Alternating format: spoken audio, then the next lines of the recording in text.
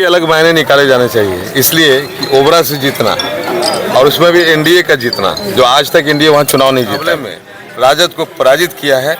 ओबरा की जनता की जीत है, ओबरा की जनता के समर्पित। नमस्कार, मैं हूं राज पाठक और आप देख रहे हैं बुलेट न्यूज टीवी। देखिए, औरंगाबाद जिले के 6 विधानसभा सीटों पर 5 सीट ऐसी रही जहां से एनडीए ने जो वापसी करते हुए जीत दर्ज किया है। वहीं पर एक सीट जो है वहां पर राजद ने अपनी सीट बचाने में कामयाबी हासिल की है। लेकिन अगर आप बात करें ओबरा विधानसभा सीट की, देखिए ओबरा विधानसभा सीट पर जो है वो रिकॉर्ड बन गया है। डॉक्टर प्रकाश चंद्रा, लोक जनशक्ति पार्टी रामविलास के उम्मीदवार डॉक्टर प्रकाश चंद्रा को ओबरा में जो है प्रचंड बहुमत मिला है। जनता ने उन्हें बहुमत देते हुए चुनाव जीताया है, विधानसभा में भेजा है।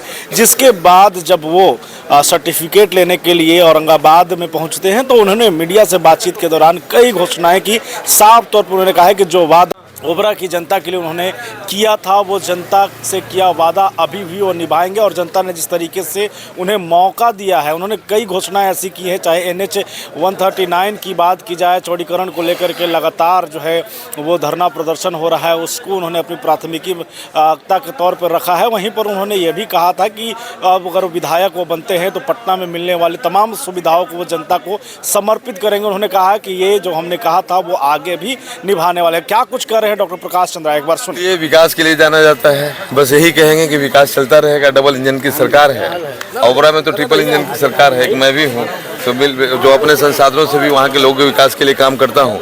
सब मिलकर के विकास करेंगे, बिहार की जन आकांक्षाओं को पूरा करेंगे, किए गए जनता के साथ कमिटमेंट को पूरा करेंगे, सबको साथ लेकर के चलेंगे। जातीय घृणा और धर्म की भावना से ऊपर उठ करके बिहार के विकास के लिए संकल्प लेंगे। जिस तरह से आप लोगों को बहुमत मिला, अपार बहुमत बिहार में, क्या कहेंगे? प्रचंड बहुमत के लिए जनता का बहुत बहुत आभार। हमारे नेता नीतीश कुमार जी, आदरणीय चिराग पासवान जी, मोदी जी, उपेंद्र कुशवाहा जी, मांझी जी, इन सबों ने जिस तरह से गठबंधन धर्म को निभाते हुए एक दूसरे का सहयोग किया, जिसके कारण ये प्रचंड बहुमत मिला है। तो हम अभी अपने सभी शीर्ष नेताओं का भी आभार प्रकट करना चाहते हैं। युवाओं का जुड़ाव एनडीए से बहुत तेज़ी से हुआ, जिसके कारण हमारे चिराग पासवान जी जो यूथ आइकॉन है, युवाओं का आकर्षण का केंद्र है, वो जैसे ही एनडीए के साथ आए, एनडीए प्रचंड बहुमत के साथ बिहार में आई। आपने देखा होगा कि पिछले चुनाव इस चुनाव में जो अंतर दिखा है वो चिराग जी के आने के बाद दिखा है। कुछ सीटों पर काफी कांटा भरा मुकाबला था और कुछ सीटें आप लोग काफी आसानी से जीते, क्या कहेंगे? और औरंगाबाद और जहानाबाद, शाहाबाद, ये सब ये सुरक्षित क्षेत्र रहा है महागठबंधन के लिए। यहाँ कांटे का टक्कर रहा है। और रहा बात हमारे ओबरा विधानसभा क्षेत्र का, तो कोई विश्वास ही नहीं करता था कि वहाँ से कोई एनडीए का प्रत्याशी जीत भी सकता है। लेकिन लगातार मैंने जिस तरह से काम किया, सभी का सहयोग लिया, यही कारण था कि हम लोग वहाँ चुनाव जीत पाए। वरना वहाँ से तो एनडीए का सीट सुलभ माना ही नहीं जाता था।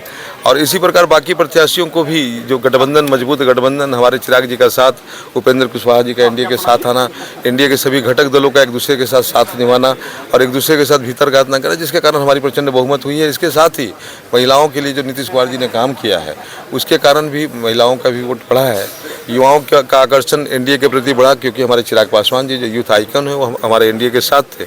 इन सब कारणों से एनडीए की प्रचंड जीत हुई है। ओबरा में पहली प्राथमिकता क्या होगी जो सबसे पहले आप करेंगे? सबसे पहली प्राथमिकता जातीय घृणा को पाटना, धर्म के विभेद को मिटाना, पार्टी लाइन पे किसी को नज़रअंदाज न करना, सभी दल, सभी जाति, सभी धर्म के लोगों को साथ लेकर के ओबरा को विकास के पथ पे ले जाना, NH 139 का चौड़ीकरण कराना, NH 139 के पैरेलल भी एक सड़क का निर्माण कराना, ट्रॉमा सेंटर ओबरा दाऊदनगर में बनवाना, शैक्षणिक के माहौल को बेहतर बनाना और ब्लॉक इत्यादि में जो निरंकुशता है अधिकारियों को, उस पर लगाम लगाना। अब ओबरा में जनता के लिए क्या होगा?